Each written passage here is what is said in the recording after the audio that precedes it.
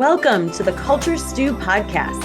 I'm your host, Maria Morukian. Throughout my career, I have supported leaders and organizations in their efforts to build thriving cultures that are strengthened by diversity, equity, and inclusion.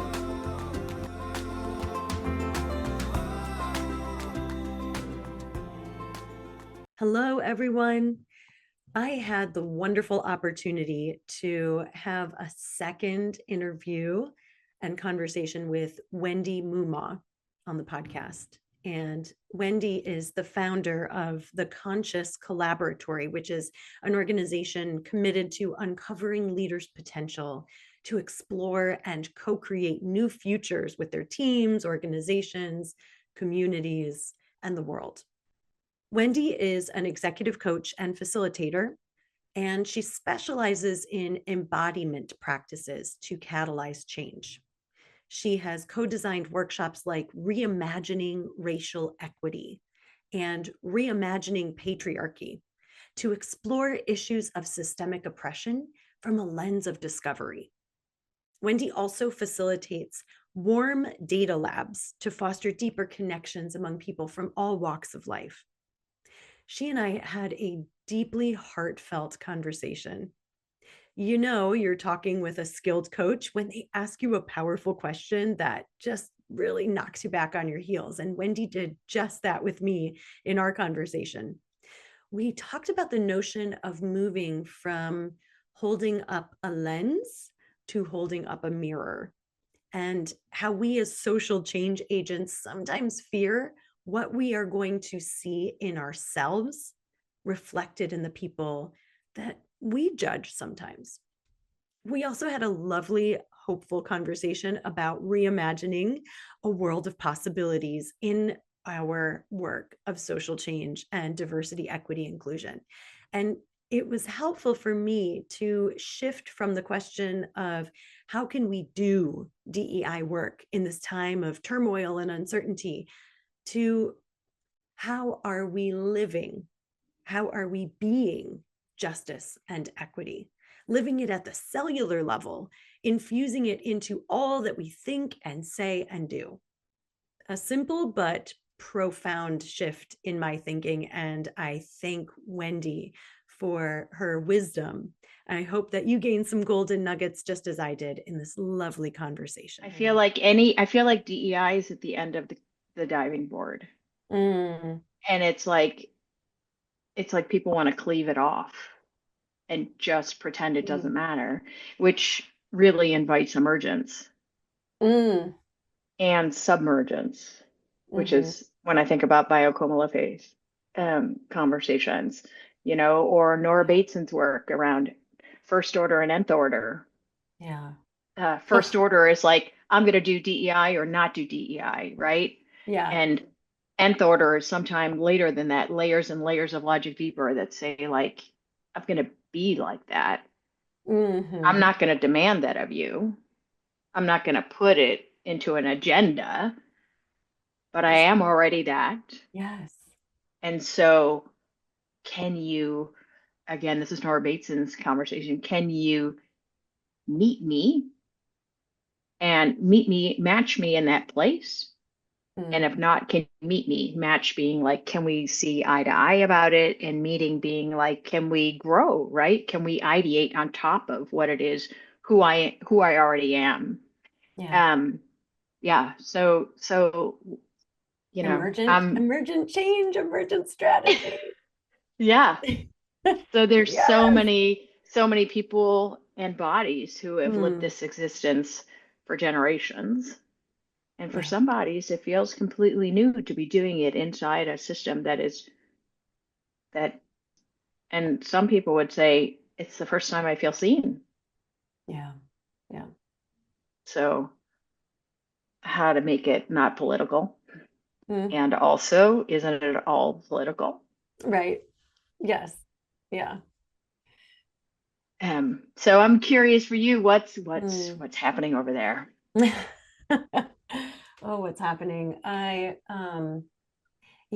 been giving a lot of thought to, I've been rereading Adrienne Maree Brown's work on emergent strategy, and just listening to her sort of talk about her own life journey and trajectory, and that what you were saying about sort of DEI being at the end of the diving board it really struck me, because I think there is that question of um, are we as individuals who embrace the power of social change open and willing to imagine possibilities outside of the way that we have done the work, right? So that idea of moving from to do to be.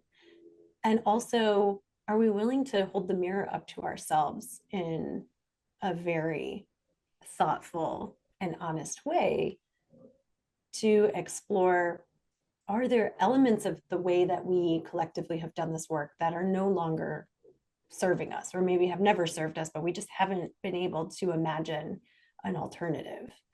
So I don't have any answers, but I'm kind of okay with that, just sort of being in that exploration mode and tying it back to what do I believe to be true for me, and how do I stay grounded in that? I don't know. Does any of that make sense or resonate? Well, I'm curious for you. Mm. What's the hardest part about looking in the mirror at ourselves, at Mm. yourself, just from an eye to eye, meaning I, the letter I to Mm-hmm. I, not eyeball to eyeball. Um, what do you feel is most challenging for you when you think about the reflections you see? I think one of the things that's challenging for me is questioning how much of my work, my advice that I give to my clients, my writing is based on or is influenced by a righteous mindset. And to what extent does that create some gaps in my own willingness to explore other perspectives and give them validation rather than immediately cutting them off, right? I mean, I think I spend so much of my time telling others how to engage in dialogue and facilitating these conversations where we listen reflectively and deeply to one another. And yet I also know that like we all are increasingly really good at faking it, at listening deeply, right? And so Mm. how much am I faking it, and how much am I really putting aside to whatever extent I can my own perspectives of what is right, what is good, what is moral, and creating space for other perspectives and lived experiences. So, yeah, I think it's challenging to kind of look in the mirror and ask myself, how much am I really practicing what I am constantly teaching others to do? Mm. How about you?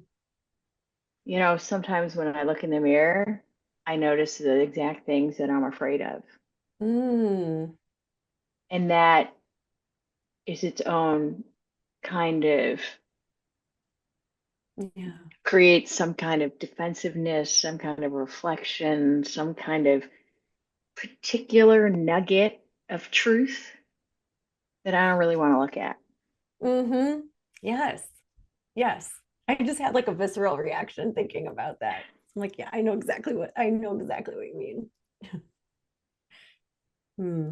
And I think, and what I notice most often for me in my experience is that I can't see my own reflection in the mirror, that actually I have to be with others to see my own Mm. reflection. So it's the, if I take away the visual and I only go with a metaphoric, what does a reflection really look like? A person is having an experience, and when they share about their experience, I catch a little piece of their story, which touches the part of me. And that creates something in me that I may or may not want to look at. Mm. What are some of those fears? Well, you know, it's interesting because I think about, oh, well, it's some of the fears. I'm going to pause for a second, Yeah. having a moment. Mm.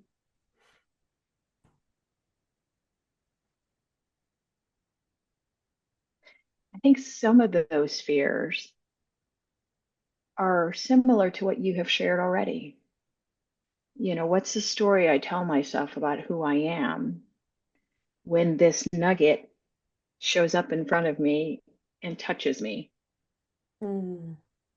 I feel, let's just, and for the moment, I'm going to use your words, but let's just say that they're being righteous. You had used that word Hmm. earlier, and I see that in me. Only I don't really like the way it looks in them, but it's Right. alive in me. And yet, if we can't love those facets of ourselves, how can we love others who also have, right? Because and then how can we love humanity? Because every human being I've ever met has has a moment of righteousness, right? Where they think, I'm right, you're wrong, here's why.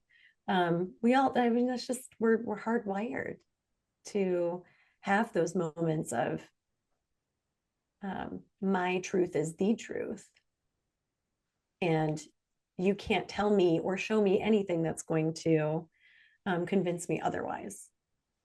And for me, there's kind of like the how do I soften myself Mm, to the um, how do I soften myself to the reality that, of course, there are things in other people that are also true for me? yeah, yeah. And how might those, if we use righteous as an example, Hmm. how might that actually point to my need to soften it in myself? Yeah. I'm trained as a Worm Data Lab host in Nora Bateson's work. Are you familiar with Nora Bateson's work? No, tell me more. So Nora Bateson wrote the book Combining, comes through an Okay. intergenerational lens. And I have found Nora's work and her father's work and her grandfather's work around Mm, systems, around fascism, around first order to nth order, which is a mix of hmm. other practitioners in that work. Um, and there's something called what I hold online are people need people sessions. And so it looks Mm, like a very simply facilitated exploration. It takes place over a period of 2 hours. Someone shares a story. You go in and you pop into breakout rooms. You have a conversation along hmm. a particular set of contexts that have been studied and identified by the Basin Institute as ways to be in these conversations. Hmm. But as a participant, English is a shared language. Intergenerationally, I can have a 90-year-old in the same word as an 11-year-old, and they can be engaged in conversations. And so, what That's might we cool. learn from each other?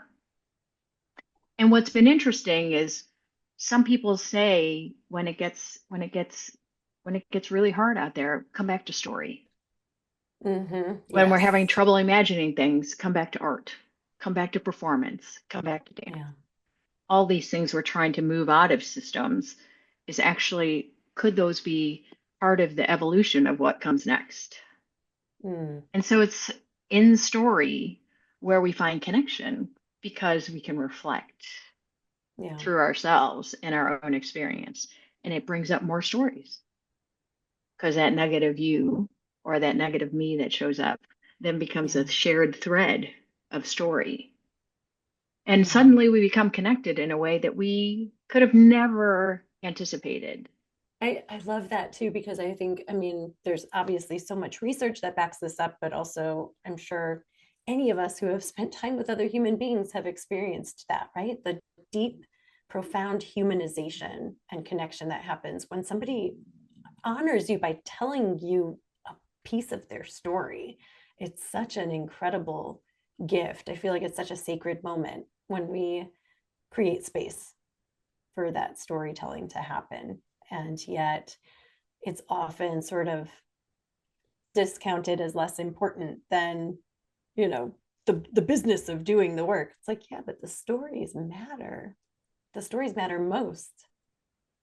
I particularly wanted to explore a few sort of key questions with you, just based on the work that you do, Wendy, and I know in your organization, Conscious Collaboratory, working with, I love what your website says, where we uncover a leader's potential in spite of the broad tensions, global, climate, political, structural, racial, educational, health that exists today. And it just, reading that, I was like, yep, yeah, oh my goodness. I mean, the tensions are at this, very, very hot point. And, I wanted to particularly focus in on a couple of questions. And the first one, thinking about, just from an equity and justice uh, lens.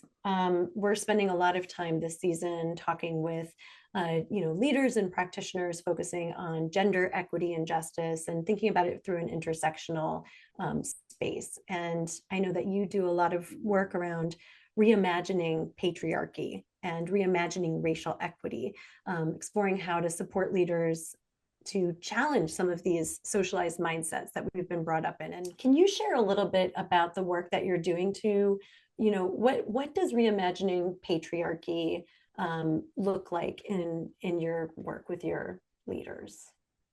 We'll Hmm. start there. Yeah. Um, Thank you. I co-created Reimagining Patriarchy with Nick Aquino Rutmayer, who is a contemplative psychotherapist, white-bodied, um, queer, he, him pronouns, out of Boulder, Colorado, the Arapaho people, amongst others. Um, and he's Italian, and so we bring race, gender, and culture all into one place. And the most intriguing part of reimagining patriarchy, as the co-creator of it, was the work that Nick and I had to do to resolve the tensions inside our own bodies, which is the work itself. So it's a reminder of these structures and tensions that we talk about are all alive in all of us. Yeah. Because I practice as an embodied anti-racist and I have reimagining racial equity that I created with Danielle Marshall of Culture Principles, um, doesn't mean that I don't have biases that exist within myself. It's just how Mm-hmm. quick can I notice that they're present and also call them into question simultaneously. Yeah. Are there, can you give me an example? What are some ways in which you have found yourself having to call attention to that? Um,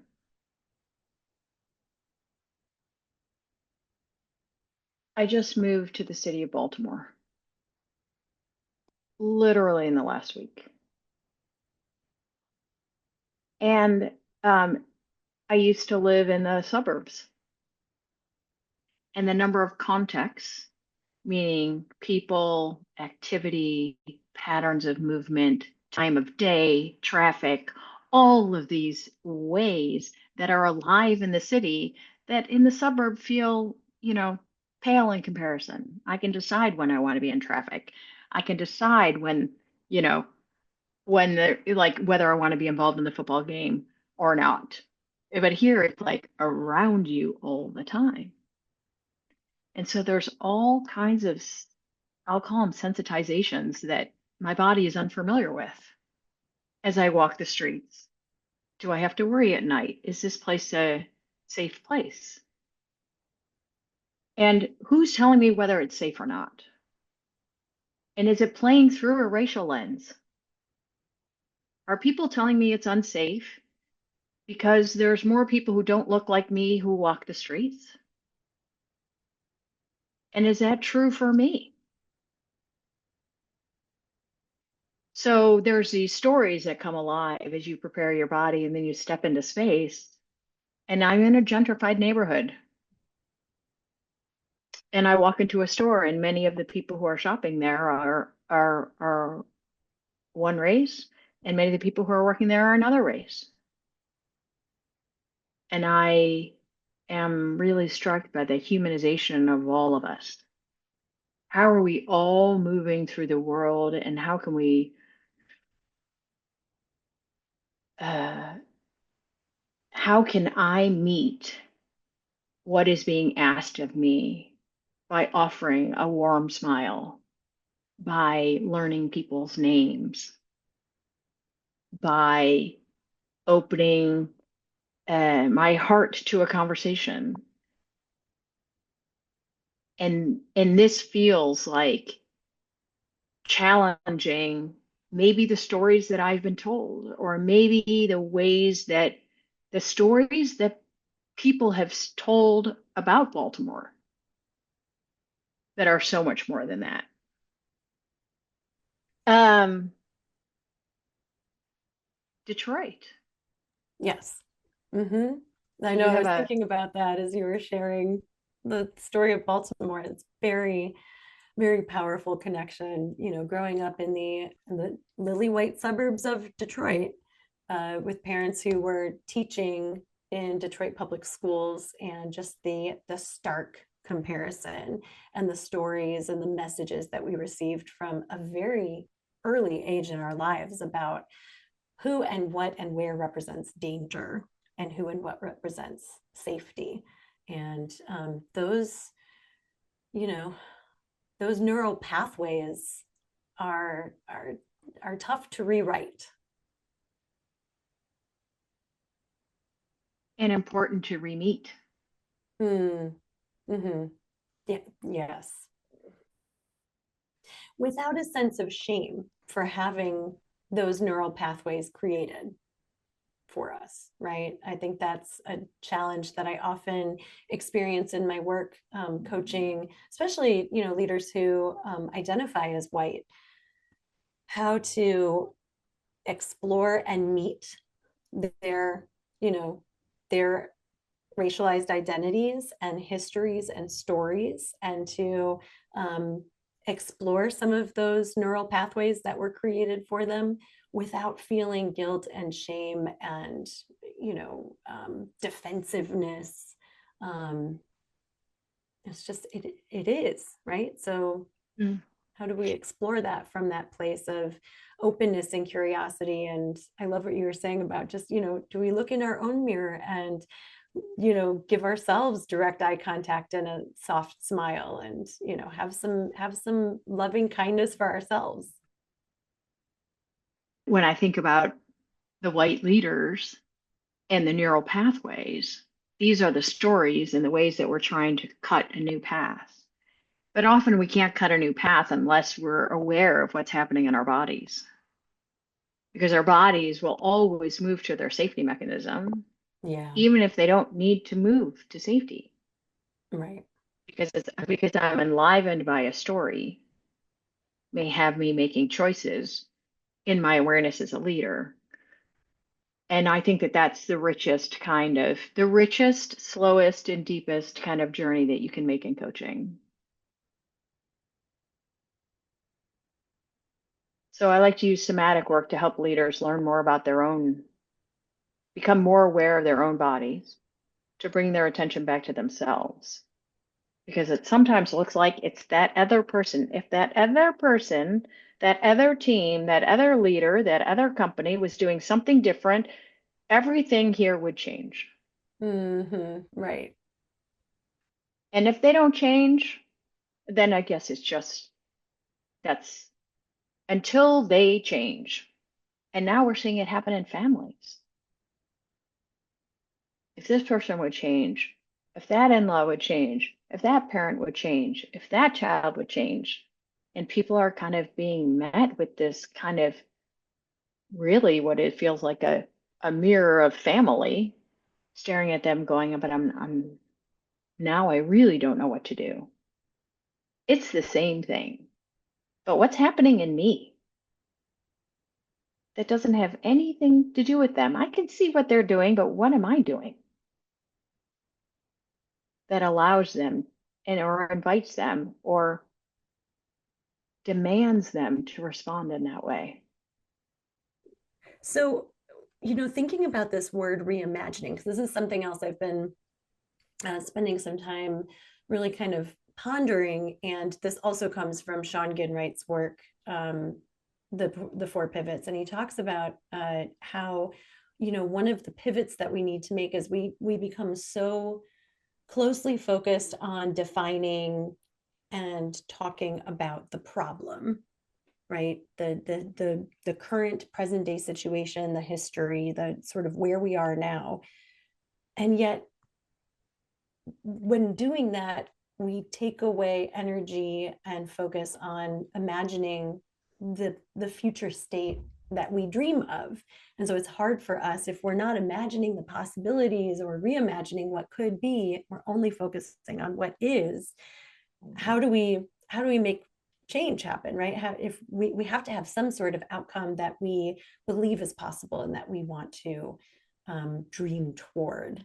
And I think that's particularly challenging for folks who are involved in DEI and social change. And maybe part of that is because the true, like, overarching change that we dream of is not necessarily something that we're going to see happen, definitely not overnight, but probably not even in our lifetimes. And so kind of holding on to that dream and yet knowing that it's so far away, I think is tough for a lot of people to sort of grapple with. I don't know how that resonates with you, but when you use a lot of that term reimagining in your work, and I'm wondering if you could speak a little bit to what does reimagining look like for you, and how do you help others in practicing that?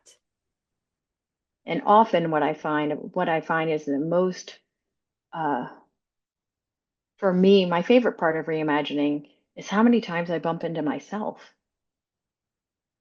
I'm like, oh, look, I'm stuck. I'm stuck with these items in my room because I'm actually unwilling to give up anything in my room to allow to reimagine something differently.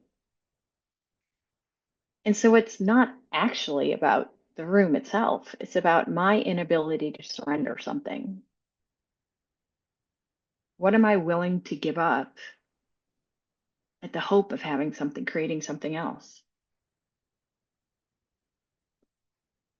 And we have surprising tethers to the ways we move through the world and the ways we understand it. This is definitely a city. That is definitely a suburb. This is definitely a car. That is definitely a bus. And this is how you use them. And it locks us in to practices and patterns that don't serve our creating life. And that is not even including the history I mentioned earlier that I have three young adults and I have a 90-year-old mother, and we're all on the planet at the same time. And I'm aware of my youth and what life was like living with my mother. And I'm aware of the world that my children are moving into that looks very different than the life I grew up into when I was in my 20s. And I can't reimagine in the same way. Reimagining has to, I believe, adapt to the culture and the environment into where we are. And I think the tricky part is I don't know what's going to happen now. So how do I reimagine into a future I can't see? Um, I can actually go backwards and share an example of a change I made in my community. And I'll give you an example. I'm going to take you back in time. You decide whether this is, I'll pause and together we can decide whether this is what this example means. Okay.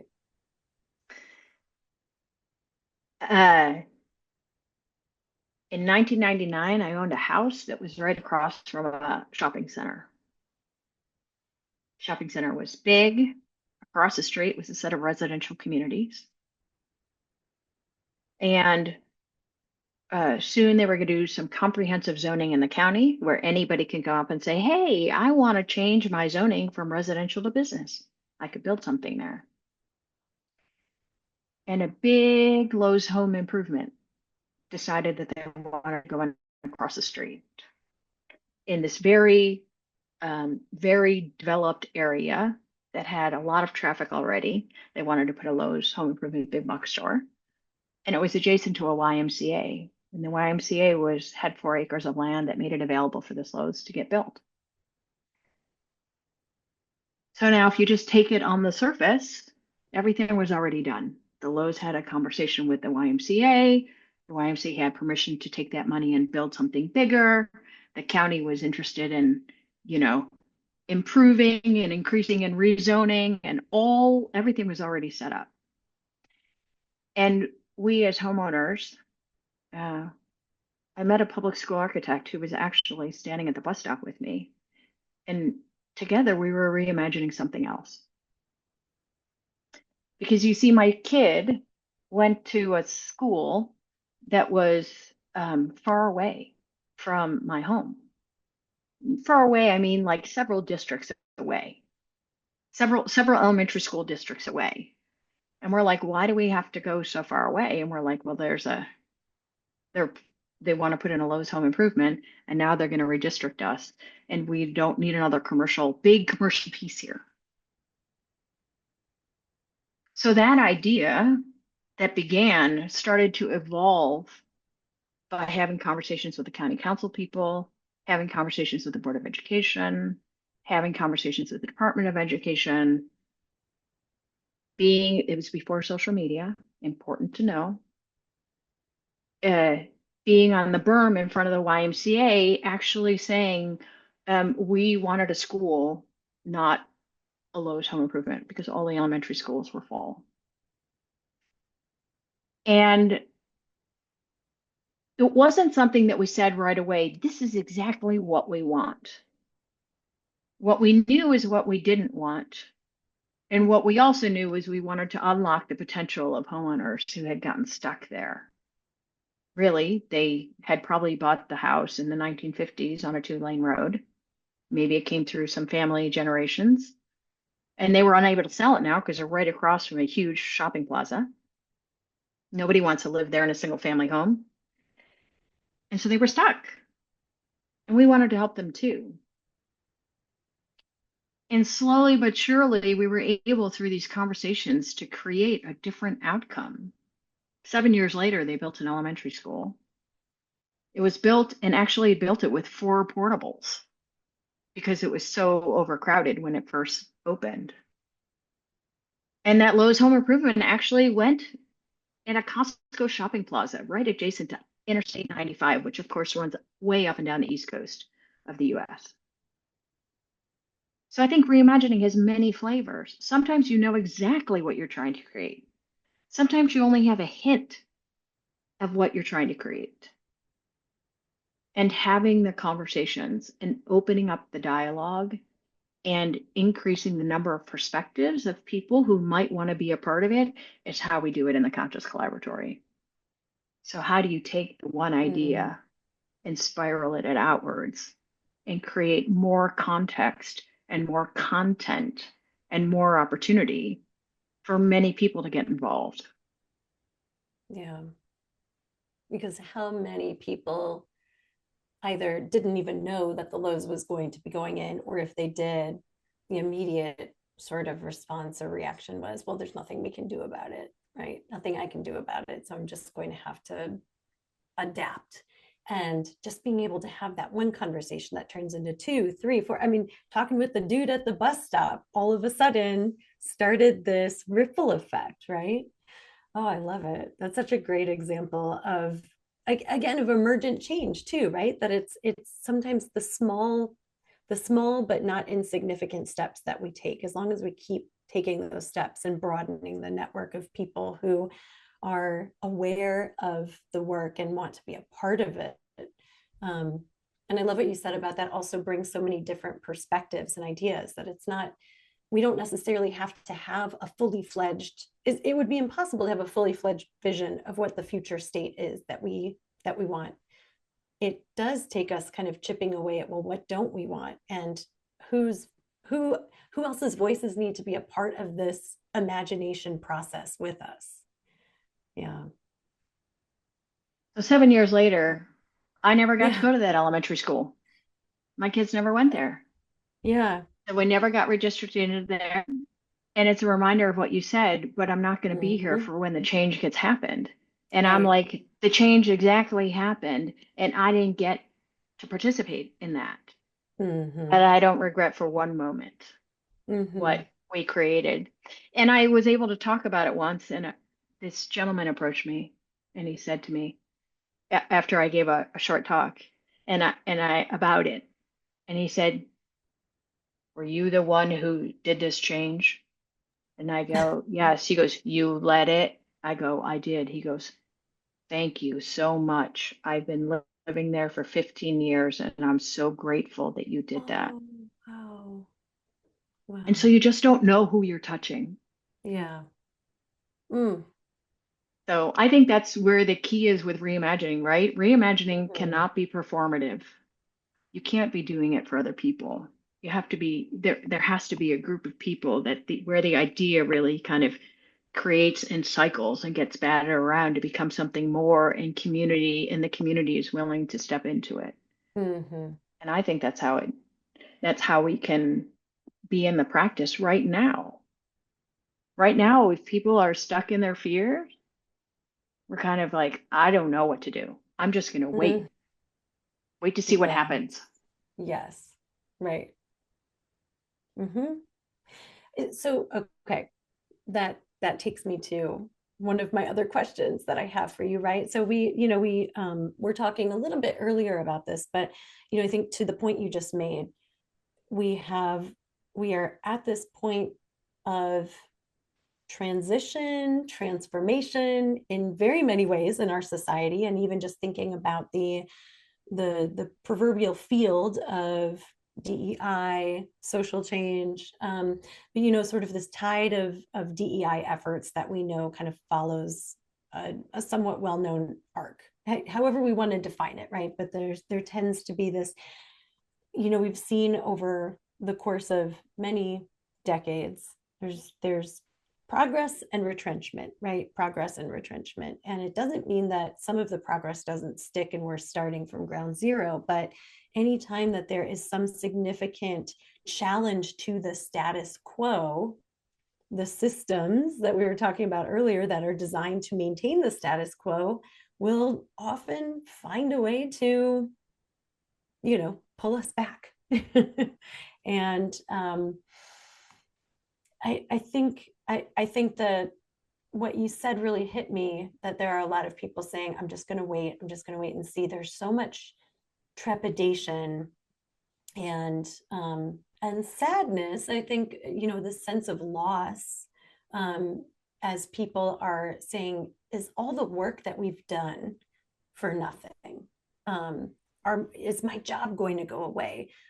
Is are we going to go backwards as a society? And I'm wondering, as you look sort of broadly at kind of where we are today, um, what do you think feels the same, or what feels different in terms of where we stand right now in doing this work?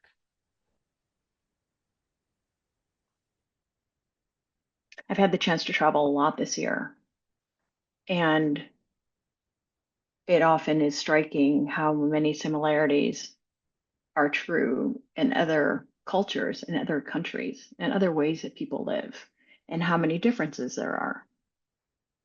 And we will move, there will be another side to this. This is not the ending chapter. Um, and it's a little unclear what the transitions are going to look like in between. So for me, I'm noticing in myself, it requires a lot more agility inside of how I meet the world and how I meet life. And when I say agility, I'm like, they might come up with a new rule tomorrow. They might come up with a new rule that has impact. They may come up with a new rule that has impact on people I love. And how do I stay in love and with love? How do I create care? How do I tend to? And so there's something else that's being called into purpose that feels like the warm embers of a fire. You know, sometimes it feels like if you're doing something, somebody comes in, they're just going to throw water over your fire and they're going to put it out.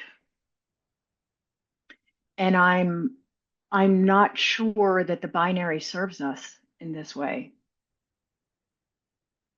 So yeah, I just feel like that there is, I needn't worry. People are going to try and make up a story and will continue to hold the story about this is the living and of DEI or not DEI. But once you're in the work and it lives inside of you, you can't take it from me. I already have it. So I don't have to worry about it going away because everywhere I show up, it's already embedded in me. That doesn't mean I'm not constantly doing the work. It just means you can't, it's not a coat I take off and hang up in the closet. Mm-hmm.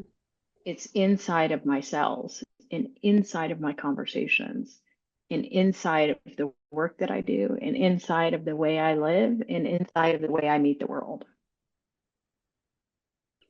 I was smiling over here because you were talking about the warm embers of the fire, and it reminds me of our Ember program that we launched last year. Because the whole metaphor that really spoke to us was, there are always going to be these fires that get ignited and sometimes grow really large, and they burn hot and bright, but then eventually they're going to sputter. They're going to they're going to die down.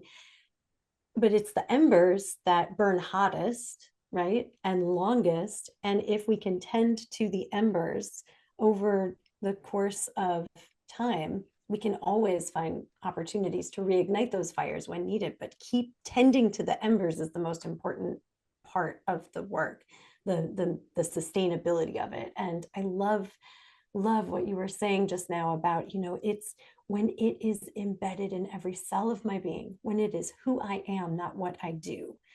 It's a part of me. It lives in me. I live with it. Then it doesn't matter what we call it or what's happening around us, because we are living embodiments of this change that we imagine for ourselves and for others. So that gives me a great deal of solace. I appreciate that.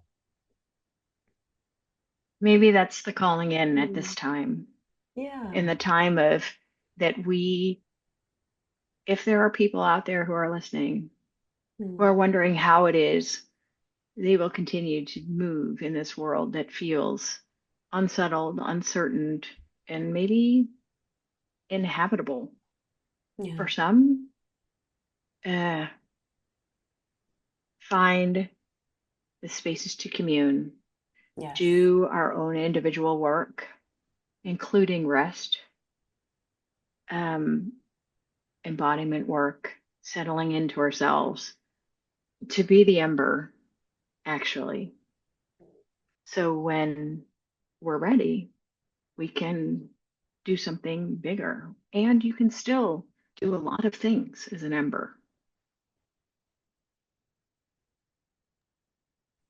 Wendy Moomaw, I am so honored to have you back and to be able to have this conversation. We had some idea of where we wanted to take it, but we just sort of let it flow, and I'm so glad that we did, because I feel like um, it was really uplifting for me. I so appreciate your just all of the work that you are doing, and yeah, keep being that ember, and I'll do the same. Yes, thank you so much. It's been lovely to be in conversation with you. And I look forward to more. Definitely. Thank you. Thanks.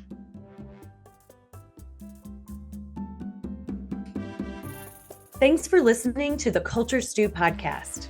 This episode was produced by MSM Global Consulting and edited by Robert Gratz.